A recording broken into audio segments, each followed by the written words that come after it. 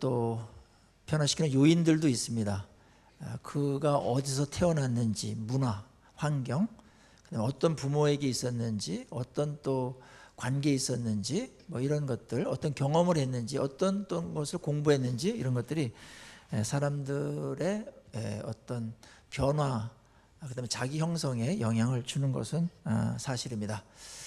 그러나 한 인간이 일생을 통해서 가장 강력한 변화를 받는 것은 하나님으로 인해서 성령으로 변화되는 거듭남일 것이고, 또한 그 거듭남으로 인해서 우리가 하나님의 사랑을 받을 때 가장 큰 변화들이 우리에게 일어나고, 그것은 피상적인 어떠한 변화가 아니라 본질적인 그런 본성에 대한 변화까지도 일어나게 됩니다.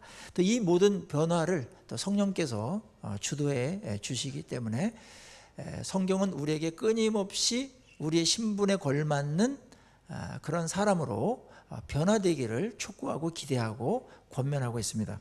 오늘도 그 권면이 계속 이어집니다. 우리가 옛사람을 벗어버리고 새 사람이 되었다. 새 사람이 창조되었습니다. 그래서 우리를 하나님께서 이제 목표를 갖고서 변화를 시키셨기 때문에 그 변화를 어떻게 이루어지게 할 것인가에 바울의 온 초점과 관심이 지금 쏠리고 있는 것이죠. 5절에 보니까 그러므로 사랑을 받는 자녀 같이 너희는 하나님을 본받는 자가 되라고 말합니다. 우리가 변화해야 될 이유 중에 하나가 굉장히 큰 게 지금 나와 있는데, 그게 뭐냐면 하나님으로부터 우리가 사랑을 받았다. 그렇기 때문에 우리는 변화해야 된다. 그 변화의 목표는 하나님을 본받는 것이다. 그럼 엄청나게 이게 신학적인 그러한 주제인데요, 그거를 우리의 행동 변화로다가 연결시키고 있습니다. 우리가 하나님의 사랑을 깨닫는 것만큼 우리는 더 변할 확률이 높고 또 변화될 수가 있죠. 하나님의 사랑을 없이 그걸 못 느끼고 확인하지 못하고 경험하지 못한 상태에서 어떤 걸 변화된다라는 것은 율법주의적인 그러한 물리적인 변화가 될 가능성이 높습니다. 그러나 하나님의 사랑을 알아갈 때, 깨닫게 될 때 우리도 모르게 사랑을 받는 순간 좋기도 하지만 뭐 좋은 것도 일단 변화예요. 하나님과 관계가 좋아지면서 어떻게 하나님을 기쁘시게 할까? 어떻게 내 이 부족한 부분을 하나님께서 사랑하시는데 어떻게 하나님께 이거를 잘 고쳐서 하나님께 아름다운 그런 삶을 드릴 수 있을까? 이런 생각이 자연스럽게 나오게 되고, 그것이 이제 사랑을 깨달은 자의 그런 마땅한 반응이라고 볼 수가 있습니다. 그러니까 우리를 근본적으로 변화시키는 데 있어서 굉장히 중요하고 본질적인 것은 뭐냐면 1차적으로 우리가 하나님의 사랑을 깨닫는 겁니다. 하나님이 나를 사랑했다. 이게 성경에 쓰여 있죠. 그렇지만 개인적으로 하나님이 나를 얼마나 사랑했으며 지금도 얼마나 사랑하고 계시는지, 얼마나 나를 귀하게 여기시는지, 그런 것들을 알아가고 느끼고 경험하는 것은 우리의 변화의 가장 중요한 요인이라고 볼 수가 있습니다. 그래서 바울은 앞에서 마땅히 너희들이 새 사람이기 때문에 신분이 바뀌었기 때문에 옛날에 입양 전에 거지 생활을 청산하고 이제 왕궁에 들어온 왕의 자녀이기 때문에 너희들이 신분에 걸맞는 것을 근거로 해서 변화를 촉구했습니다. 이제는 그 하나님이 우리에게 그런 신분을 줬지만 그거로다가 우리의 변화를 다 그렇게 하라고 하는 것은 아니고, 하나님이 우리를 얼마나 사랑했는지, 그 사랑했기 때문에 우리는 마땅히 변해야 된다, 이런 쪽으로다가 우리를 권면하고 있습니다. 강력한 권면이죠. 제가 어렸을 때 그 동네에 아주 그냥 불효자가 있었습니다. 소문난 불효자였어요. 뭐 대부분 다 불효자지만 더 불효자인 사람이 있잖아요. 그런데 이 친구가 뭐 술 먹고 뭐 행패 부리고 뭐 막 그랬는데 어느 날 이 사람이 확 변한 일이 있었어요. 그걸 이제 개과천선이다 그렇게 말하죠. 근데 그게 어떻게 변했냐면은 어머니의 그 사랑을 어느 날 깨닫게 된 거예요. 어머니가 이렇게 고생을 하시고 이렇게 희생을 하시고 나 하나 바라보고 이렇게 그 모든 고난들을 참고 그렇게 하셨구나. 그런 걸 어느 날 확 깨달은 다음부터는 그의 삶의 방식이 완전히 바뀐 것을 봤습니다. 사랑의 위대함, 그거는 본성적인 변화와 삶의 생활 방식까지도 송두리째 바꿔놓는 일이었습니다. 우리가 하나님 앞에서 변화되어야 될 것을 알지요. 그런데도 불구하고 변화가 안 되는 부분들이 있습니다. 하나님은 그걸 아십니다. 연약성이 있습니다. 또 빨리 되지 않는 것들도 있다는 거 하나님께서 아세요. 그러나 뭔가 우리가 계속해서 반복적으로 변화되어야 되는 부분이 있는데도 불구하고 지지부진하게 변화가 안 되는 부분이 있다면 체킹해야 될 부분 중에 하나가 하나님의 어떤 권위에 대한 문제일 수도 있고, 하나님의 사랑을 내가 얼만큼 받고 누리고 있는가, 깨닫고 있는가와 연결될 수가 있습니다.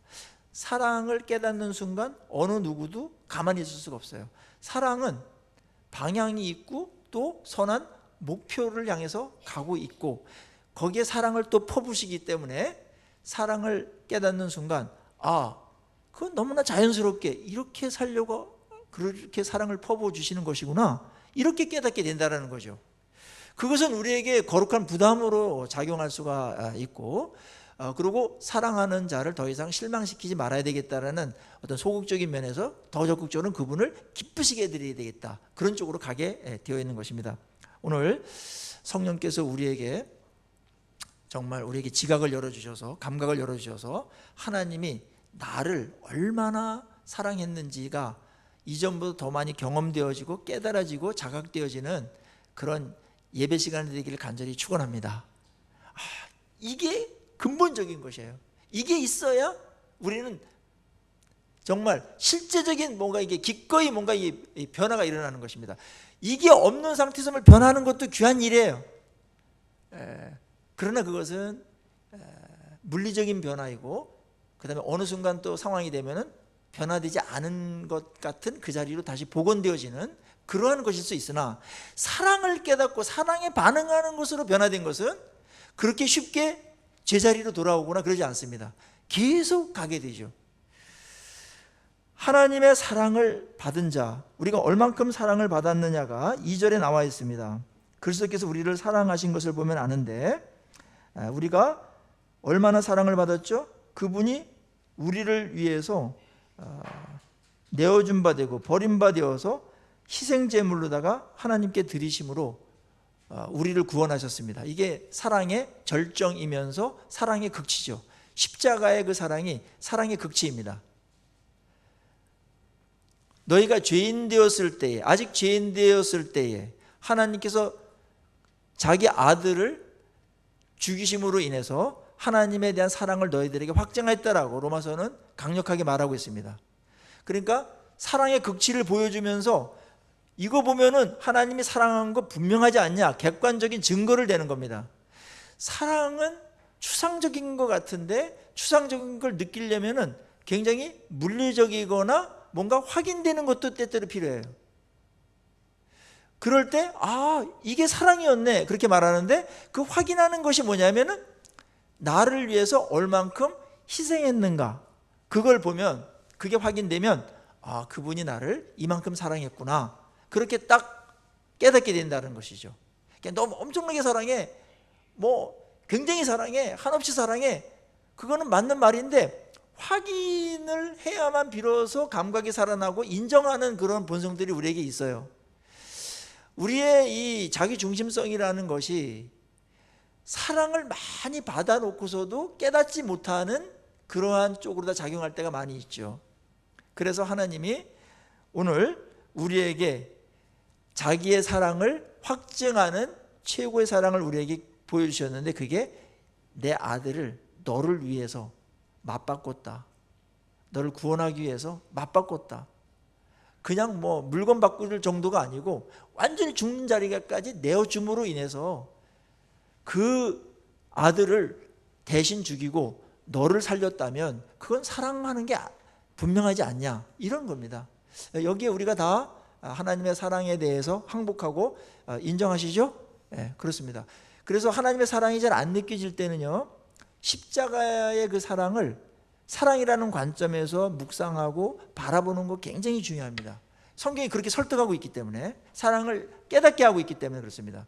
십자가의 사랑이 최고의 극치이기 때문에 이곳에서 사랑을 못 느끼면 아주 작은 사랑 정도에서 머무를 수밖에 없어요.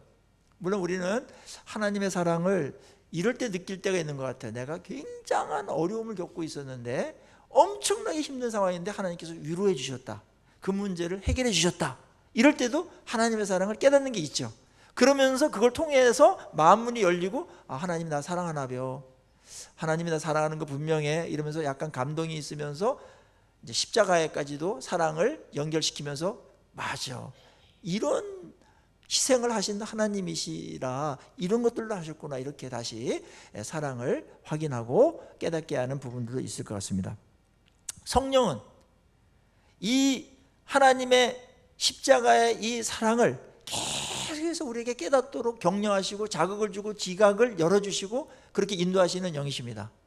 이게 되면 우리의 엄청난 많은 문제들이 있고 복잡한 것 같지만 굉장히 단순해지면서 미래에 대한 걱정이라든지 지금 어떤 자존감이라든지 뭐 이런 모든 것들이 일시에 해결되어지는 일들이 벌어지며, 또 하나님께서 나에게 요구하셨던 그 많은 명령들이 결국 나를 괴롭히거나 나를 그냥 못 살게 들들 볶는 그런 게 아니라, 또 어떤 뭐 종교적인 어떤 의무에서 그런 게 아니라, 그 모든 잔소리 같았던 그런 많은 이야기들이 결국은 나를 존귀하게 여기는 그런 사랑 때문에 그렇게 하시는구나, 이렇게 받아들이면서 그 말을 아주 수용하게 되죠. 그리고 어떻게든지 그렇게 살려고 애쓰는 방향으로 그렇게 가게 되는 것입니다. 여기까지만 올라오면 우리의 신앙은 굉장히 견고해질 수가 있고, 시간이 갈수록 하나님의 사랑이 더 풍성하게 느껴지면서 동시에 우리도 변화되는 일들이 수반되게 되는 것입니다.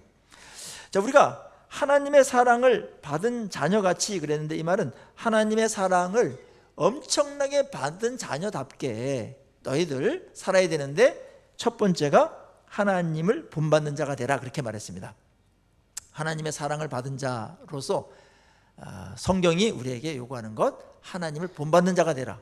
조금 선한 사람이 된다든지 착한 사람이 된다든지 교회에 출석한다든지 그 정도가 아니고 하나님을 본받는 자가 되라.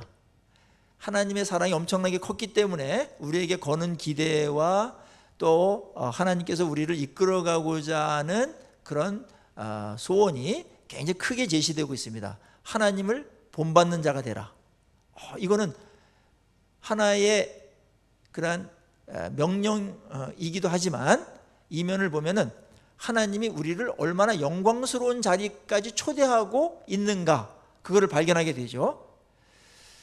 하나님을 본받는 자가 된다, 하나님처럼 되라는 거예요. 최고의 목표죠. 사랑하면은 목표가 커지게 되어 있습니다. 사랑할수록 진짜 훌륭한 사람이 되기 원하고 진짜 아름답고 멋진 사람이 되기를 바라요. 그건 사랑의 속성이에요. 사랑의 열정이에요. 그걸 누가 맡겠습니까? 하나님 닮아가야 된다. 예수 그리스도 장성한 분량 충만한 데까지 이르러야 된다. 계속해서 반복하고 있는 것입니다. 우리에게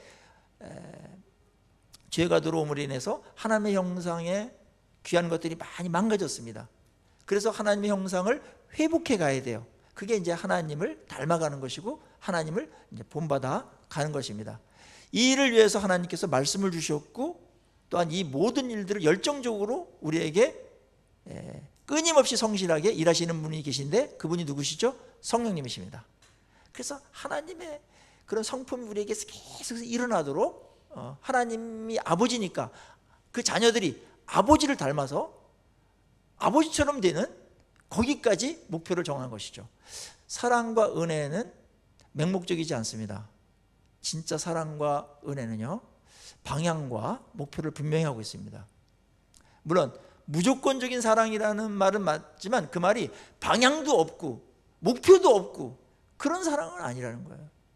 있는 그대로 받아들여. 그런 면에서 무조건적인 사랑이나, 사랑을 시작할 때는 어떤 그림이 있는 거예요. 선한 목표가 있는 거예요. 그 얘기를 지금 하고 있는 것입니다. 그런데 여기서 우리가 하나님을 본받아라 그랬을 때 낯설은 표현이기도 하고, 어떻게 우리가 하나님을 본받지? 하루하루 생활하는 것도 힘든데 어떻게 하나님을 본받는 자가 되지? 이거를 어떻게 하면 되지? 이렇게 아마 충격을 받고 낯설게 다가오실 수도 있습니다. 물론 하나님을 본받는 데에는 본받을 수 없는 영역이 있고 본받을 수 있는 영역이 있어요. 본받을 수 없는 영역은 하나님의 영광이라든지 하나님의 그 무소부지하심이라든지 이런 거는 우리가 본받을 수가 없어요. 그건 하나님의 고유한 영역이에요. 그거를 본받으는 얘기가 아니라 본받을 수 있는 영역이 있어요. 그게 뭐야?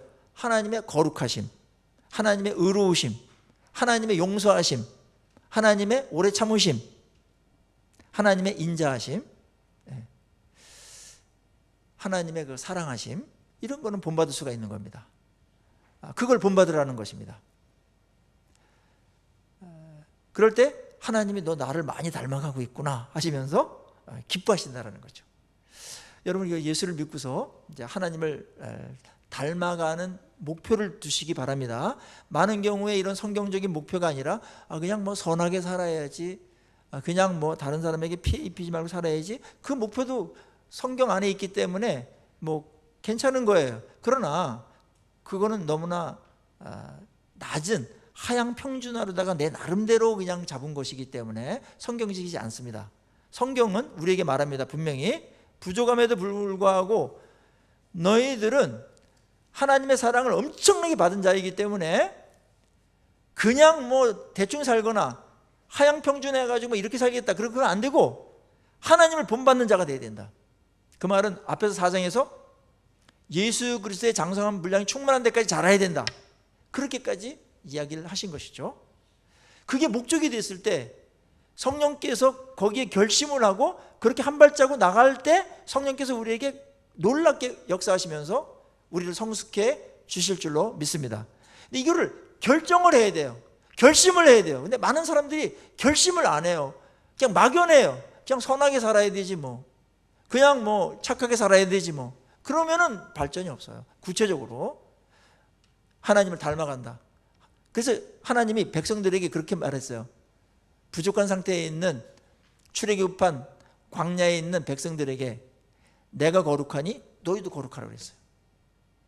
마태복음 5장에서는 산상수훈에서는 내가 온전한 것처럼 너희도 온전하라, 예수님이 그렇게 말씀하셨어요.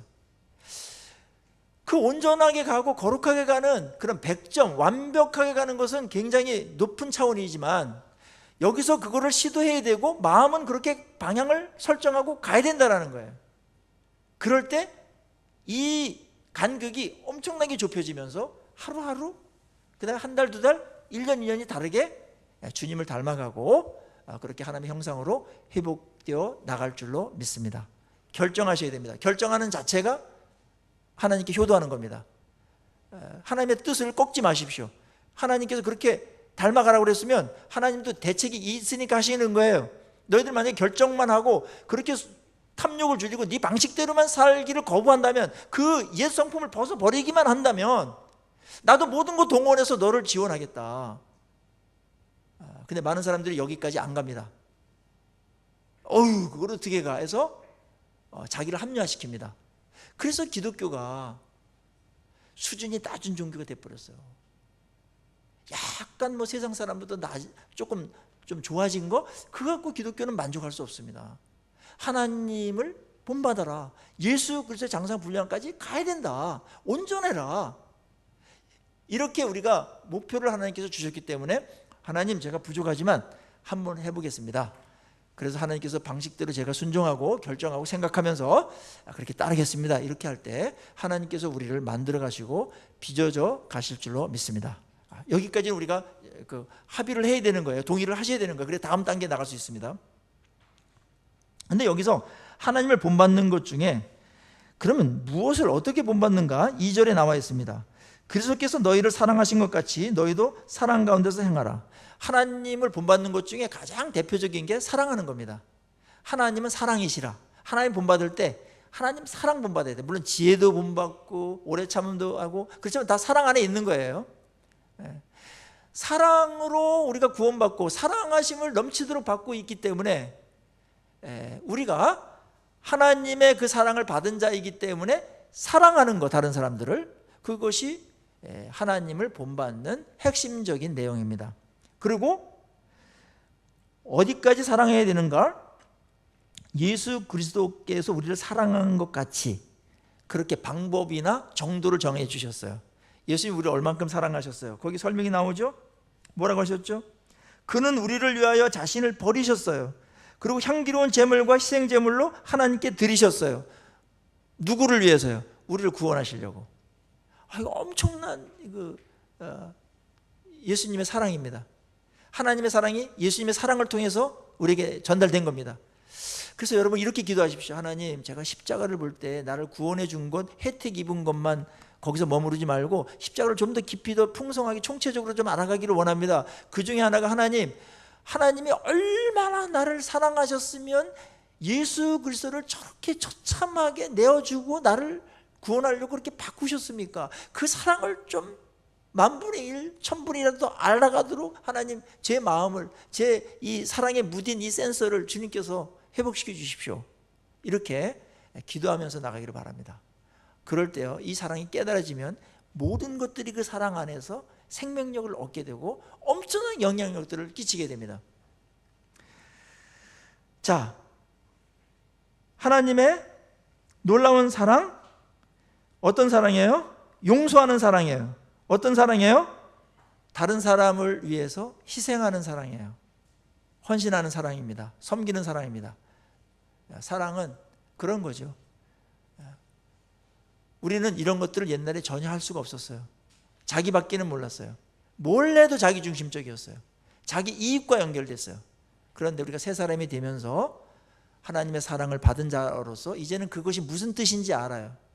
그래서 나 중심적이 아니라 다른 사람 살려내고 다른 사람 성공시키고 다른 사람 복되게 하는데 뭔가 내가 헌신할 수 있고 희생할 수 있는 그런 자리까지 갈 수가 있고 거기에는 동의가 되어 있습니다. 이게 놀라운 변화입니다. 이게 삶의 행동 방식의 핵심적인 변화가 일어나고 있는 겁니다. 이게 기독교입니다. 이게 예수님입니다. 이게 가장 위대한 삶입니다. 교회는 이거를 모르지는 않아요. 그런데 결정을 안 하는 거예요. 나는 그렇게 살겠다고. 그래서 오늘 계속 결정을 촉구하는 겁니다. 옛사람을 벗어버리고 새 사람을 입어야 되는데 새 사람의 특징은 하나님을 본받는 것이다. 하나님을 본받는다는 것은 사랑하는 것이다. 사랑은 헌신하고 주고 희생하는 것이다. 용서하는 것이다.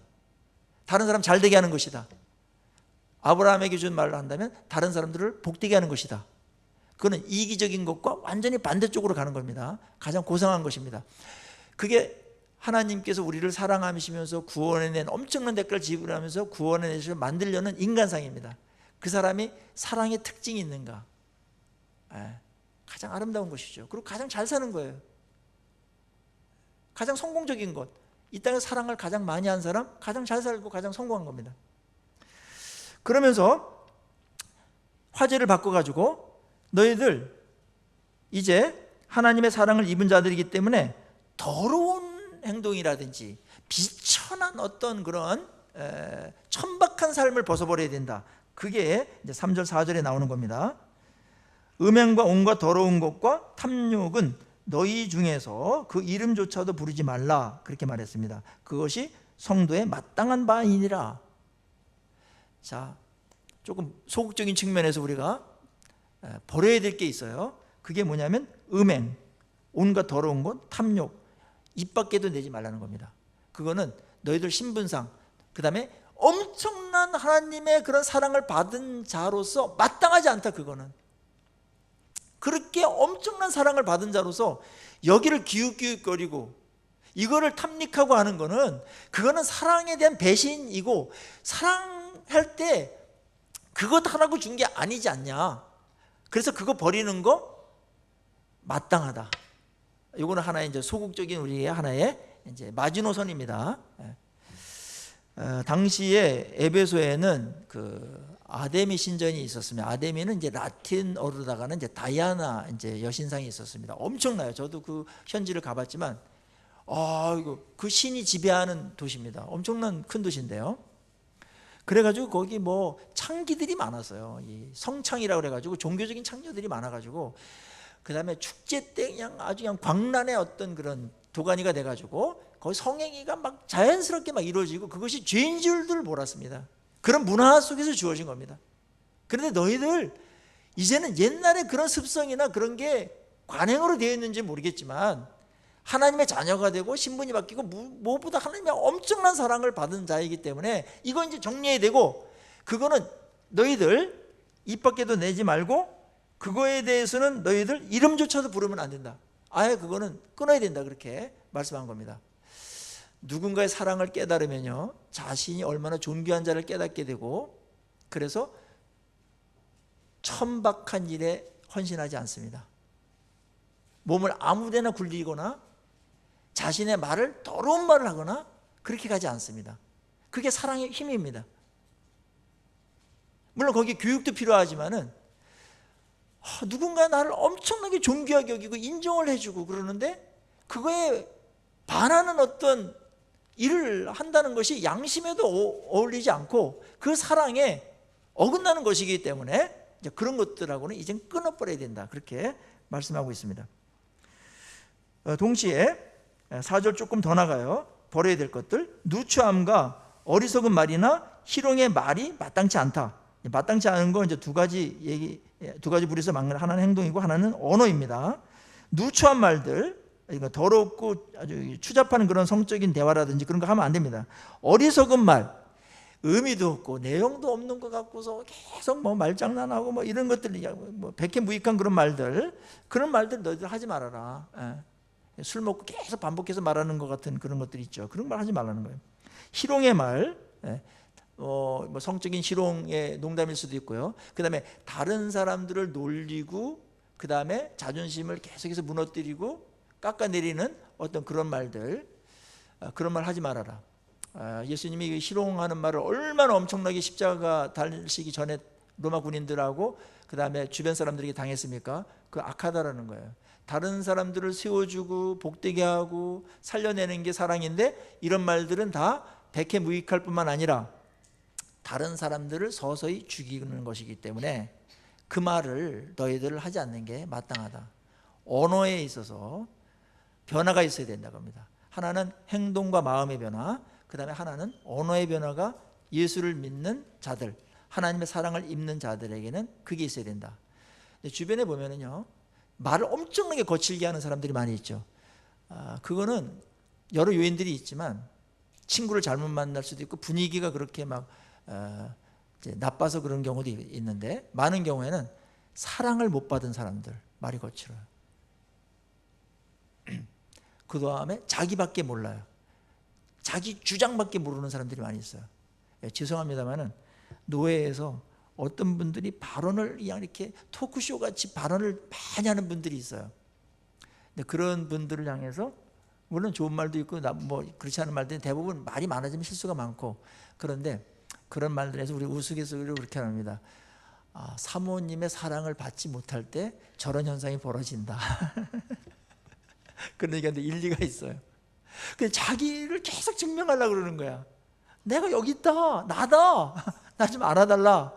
근데 평소에 사랑을 받은 사람들은 자존감이 좋잖아요. 그래서 그거 갖고 그렇게 안달하거나 그러지 않아요.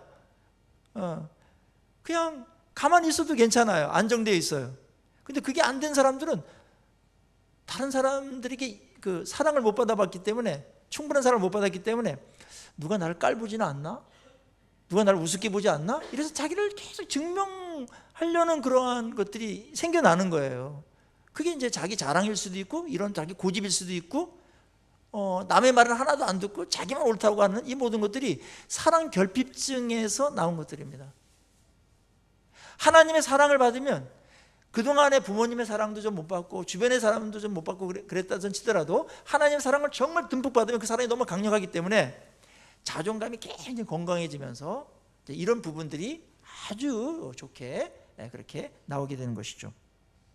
그래서 너희들 이제는 이런 말 너희들 옛날에 했지, 사랑이 부족하고 그 다음에 몰라서. 그런데 너희들 신분도 바뀌고 하나님의 사랑을 엄청나게 받았기 때문에 이 말 안 할 수 있어. 너희들은 그런 존재가 된 거야. 사랑이 부족할 때는 모르겠으나 사랑 넘치도록 받았기 때문에. 그래서 이런 말들 이제는 입 밖에도 내지 말고. 그러면 어떤 말을 하라고 그러죠? 이거에 대한 대안은 뭐예요? 그럼 말만 하고 가만히 있는 게 아니고 오히려 감사하는 말을 하라 그랬습니다. 이제 사람이 변할 때 보면은 이 감사가 특징인 언어들이 많이 나오는 사람들은 자존감이 굉장히 건강한 사람이에요. 자, 앞에 거는 자기 중심적이죠. 관심을 끈다든지 자기 증명하려고 그러든지 자기 걸만 관찰하려고 자기 중심적이죠. 근데 이 감사는 뭐예요? 타인 중심적이에요. 누가 감사의 대상이 있을 거 아니에요. 감사의 대상을 알아차리는 거예요. 감사하는 사람이 내 눈에 들어오는 거예요. 그게 보이고 느껴지는 거예요. 그게 성숙입니다. 그게 지혜입니다. 그래서 감사의 말을 하는 것으로 앞에 있는 이러한 더럽고 유치하고 막 무익한 그런 말들, 그런 것들과 대조를 이루고 있죠. 감사의 말은 엄청난 힘이 있어요. 그래서 감사의 말을 하라는 것 몇 가지 이유가 있습니다. 왜 이렇게 감사의 말을 이렇게 한마디로 했는가? 앞에는 설명이 엄청 많은데 감사의 말을 하면 된다라고 대책을 세워주셨을까? 대안을 마련해 주셨을까? 앞에서 더러운 말하고 막 이기적인 말을 하지만 거기에 감사의 말을 하기 시작하면은 그동안의 더러운 말들이 다 물러가게 돼 있어요. 다 정리가 돼요. 그리고 그것 때문에 관계도 더러워지고 관계도 나빠지고 했던 것들이 감사의 말이 계속 되면서 그것들이 쫙 깨끗해지면서 관계도 좋아지고 감정도 좋아지고 그 다음에 삶도 좋아지게 되어 있습니다. 이 감사의 말을 이렇게 생활하는 사람들 보면은 굉장히 건강한 사람들이죠. 요즘에 우리들의 언어는 어떻습니까? 감사가 특징입니까? 그 성령께서 하시는 겁니다. 그게 하나님을 본받는 일 중에 하나입니다. 하나님의 자녀로서 하나님의 형상을 회복하는 것 중에 하나가 감사의 마음을 갖는 겁니다. 감사의 마음을. 감사가 지배하는 겁니다. 범사에 오죽하면 감사하라고 그러셨을까요? 감사거리가 있으니까 그렇게 한 겁니다. 특별히 감사는 사랑의 언어이기 때문에 그렇습니다. 사랑하라는데 감사의 말은 진짜 사랑의 언어예요. 사랑합니다 라는 말만 I love you만 사랑의 언어가 아니고 누구한테 뭘 진정으로 감사할 때 그게 사랑의 언어잖아요. 감사해요. 이렇게 해줘서 감사해요. 당신이 있어서 감사해요. 존재에 대한 감사. 하나님께는 나를 이렇게 만들어준 것에 대한 감사, 구원해 준 것에 대한 감사, 감사의 원천은 하나님에게 있죠. 이 모든 것들의 좋은 것의 모든 원인이 하나님께 있음을 고백하는 게 감사의 언어입니다. 예배 때도 찬양이든지 기도든지 하나님을 영화롭게 하는 가장 좋은 언어는 감사죠. 감사하는 자가 하나님을 영화롭게 한다고 그랬죠. 관계가 좋아져요. 사람도 마찬가지입니다. 인격은 다 그렇습니다. 우리 자녀들이 그런 걸 잘 표현해 인색한데 어느 날 부모님에게 부모님 저를 낳아주시고 이렇게까지 길러주신 거 감사합니다. 부모님이 제 부모님인 거 너무나 하나님께 감사하고 있습니다. 이랬다면 막 1년 쓸 에너지가 확 이렇게 저장되지 않습니까? 감사 그만큼 파워풀한 겁니다. 무엇으로 그런 힘을 제공하겠습니까? 보약을 데려 먹으면 그렇게 되겠습니까? 아닙니다. 감사의 언어. 그게 엄청난 거예요. 이걸 알고 있는데 이제 많이 이제 사용해야 되고 또 마음에 그런 것들이 생겨야 됩니다. 조금 더 깊이 나가서요. 언어들과 관계되어 있기 때문에 앞에 뭐 희롱하는 언어라든지 어리석은 언어라든지 더러운 말이라든지 이런 것들과 누추한 언어들과 반대되는 것이 감사이기 때문에 감사는 조금 하나 더 들어가면은 이런 겁니다. 다른 사람 인격을 인정하고 존중해 주는 겁니다.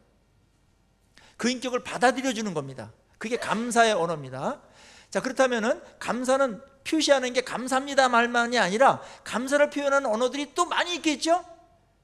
감사를 표현하는 어떠한 태도가 많이 있겠고 그 다음에 우리에게 어떤 무형적인 그런 언어들도 있겠죠? 자, 요거 부분까지 들어가면 좋겠어요. 자, 누구에게 감사를 표현하고 그래서 사랑을 표현하는 것 중에 하나가 뭐냐면 그 사람이 뭘 할 때 공감해 주는 겁니다. 공감해 주는 거는 그 사람을 받아주고 있는 거예요. 사랑입니다. 당신이 있는 거 내가 좋아.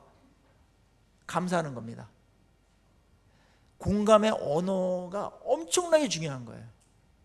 이것에 의해서 인간관계와 행복지수가 엄청나게 왔다 갔다 합니다. 자, 사랑을 할 때 사랑의 표현이 뭐냐면은 그 사람을 있는 그대로 받아주는 거예요. 그게 그 사람이 말한 것 받아주는 거예요. 그 사람 형편 받아주는 거예요. 그게 사랑의 시작이에요. 그걸 공감하지 않고 다른 거 해봤자 아무런 그 전달이 안 돼요. 공허해요. 진정성이 안 느껴져요. 그런데 공감을 하면은 진정성이 느껴지고 마음이 열리게 돼 있어요. 누구나 다 공감받고 싶어요. 이건 본능이에요. 이건 죄가 아니에요. 이거는 당연한 욕구입니다. 건강한 욕구입니다. 자, 그러면 어떻게 우리가 공감 언어를 할 수 있을까요? 전인격적으로 해야 됩니다. 이걸 좀 설명해 드려야 되겠죠? 하나는 지적인 공감을 하십시오. 누가 뭘 말할 때. 예를 들자면 요즘 내가 성경 깨닫고 이 말씀 깨닫고 내가 얼마나 좋은지 몰라. 글쎄 하나님을 본받으래. 매일 묵상하면 복이 된대. 그런 말을 깨닫고 누가 얘기했다고 그러십니다. 그럴 때 지적인 공감은 어떻게 될까요? 그까짓 건 뭐 다 아는 건데 뭐 그거 이제 알았어? 이렇게 하면 이게 공감이 아니고 사랑하는 것도 아니에요. 무시당하는 거예요. 그게 누추한 말이에요. 그랬어요? 이야, 그걸 깨달을 정도고 그걸 할 정도면 이건 대단한 건데 그걸. 그러면서 그 지적인 깨달음에 대해서 공감하는 거예요. 대단한 것이니까.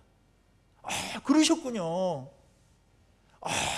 나도 한번 그렇게 한번 그 말씀 한번 찾아봐야 되겠어요.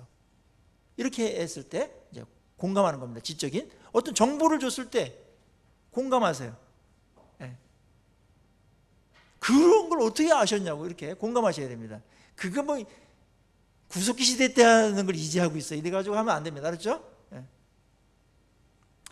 그 다음에 감정적인 공감을 해주세요. 이 부분이 또 엄청나게 중요한 부분인데 말씀을 보니까 이런 말씀이 있어가지고 내가 마음에 막 울컥하고 막 하나님의 사랑이 너무나 막 이렇게 와닿고 그랬습니다. 이런 말을 한다면 그랬어요?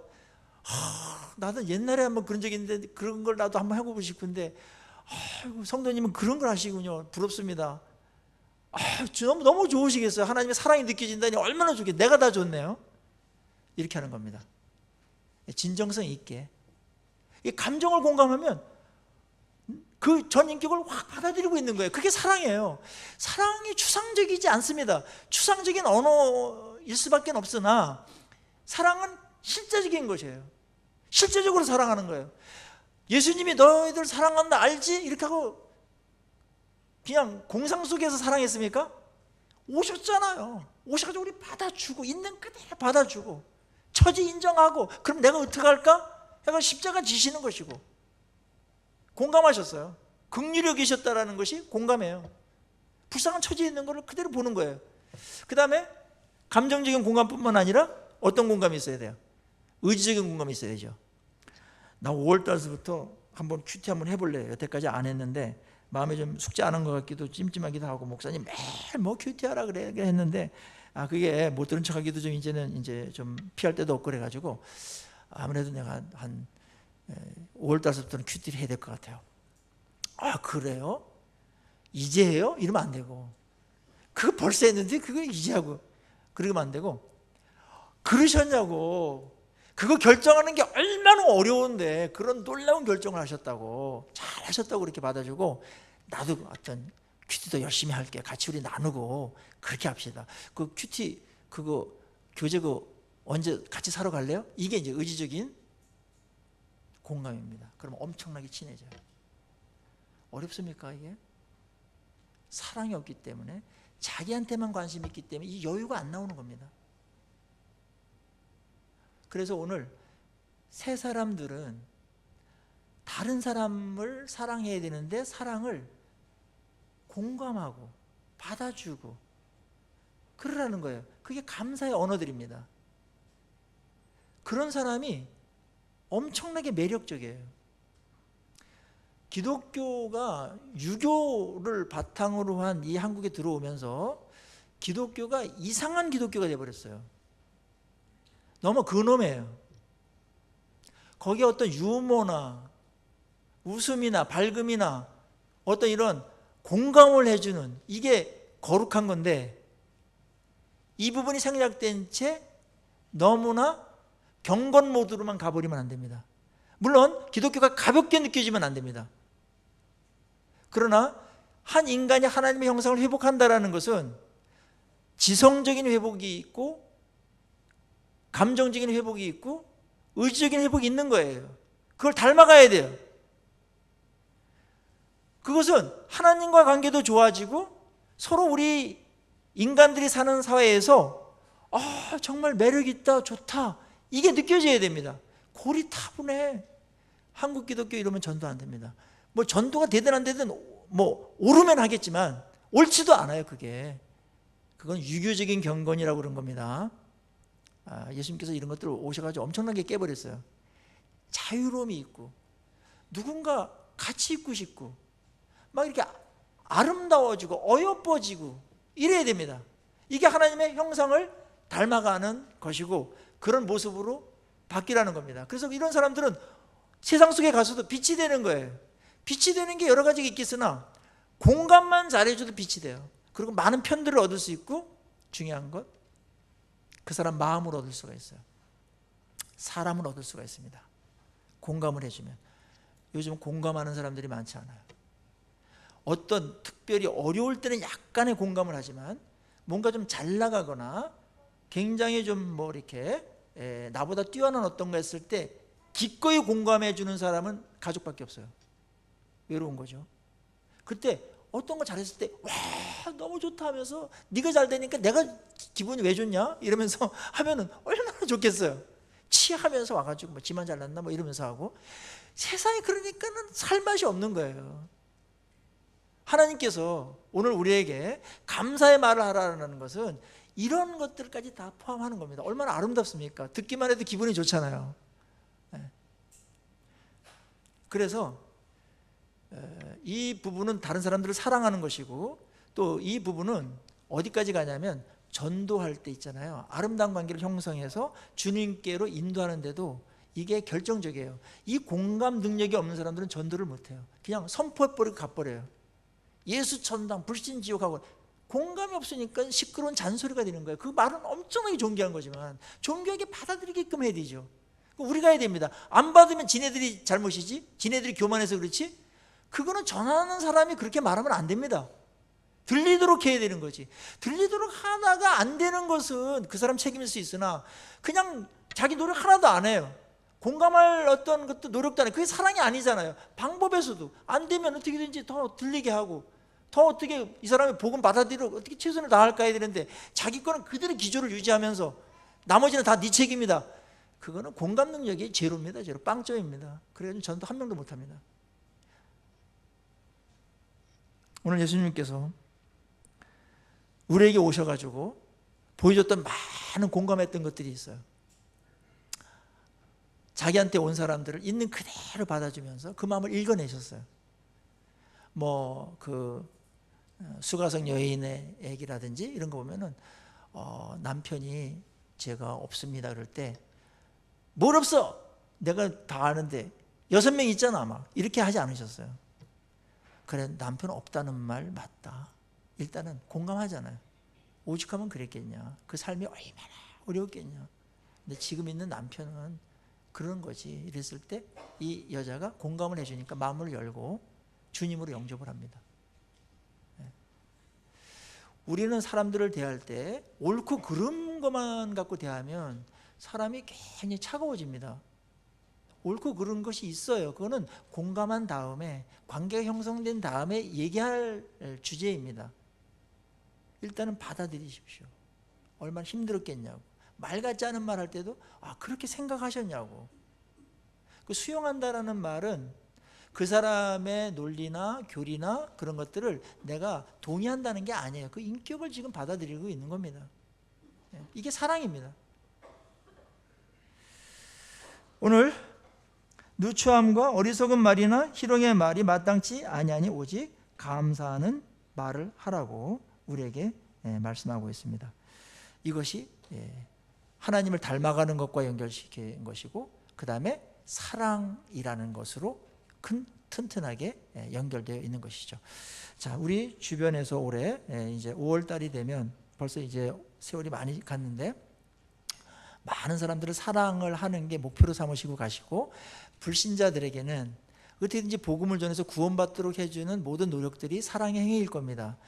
일단은 공감하시고 아름다운 관계를 맺으셔서 올해는 정말 여러분을 통해서 그 사랑의 열매들이 많이 맺히는 그러한 남은 6개월이 되기를, 7개월 되기를 간절히 축원합니다. 네, 우리 같이 기도하시면서 나가십시다.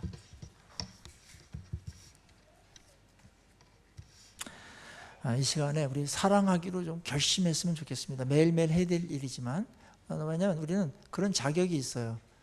하나님의 사랑을 엄청나게 받은 자이기 때문에 그렇습니다. 그리고 하나님의 사랑을 정말 더 깨닫고 알아가고 느끼기를 원합니다.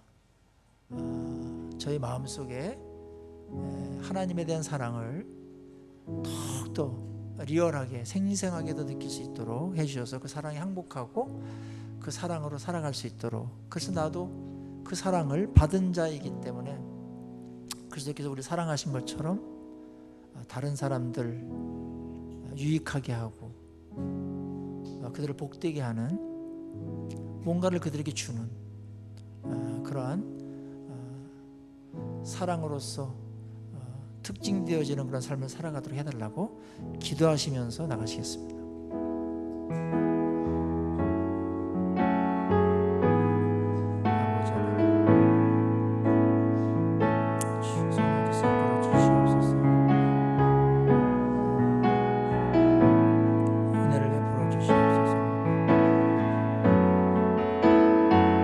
하나님 아버지, 지금 사랑하기를 원합니다.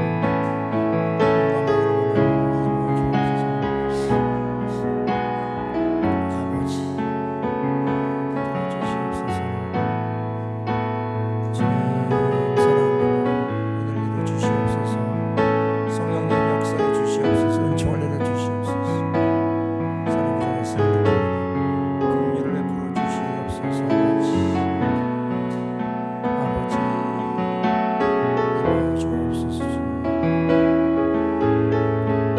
하나님 아버지,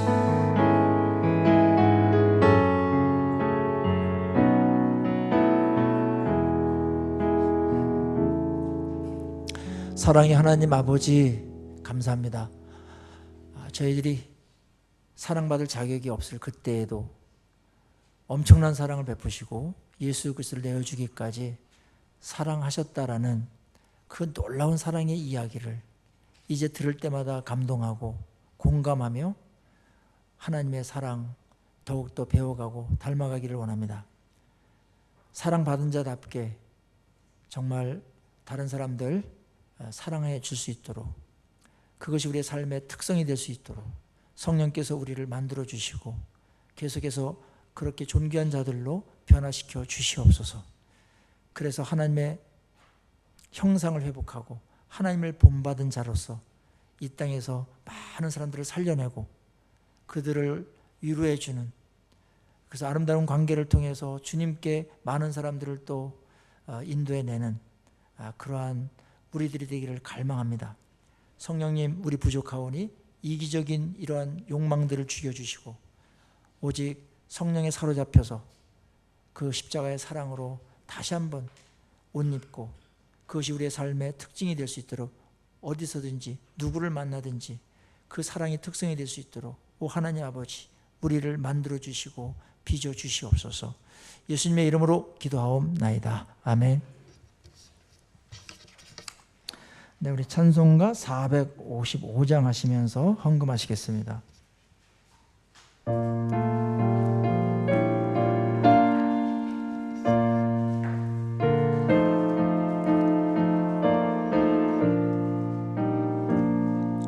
주님의 마음을 본받는 자, 그 맘에 평강이 찾아오문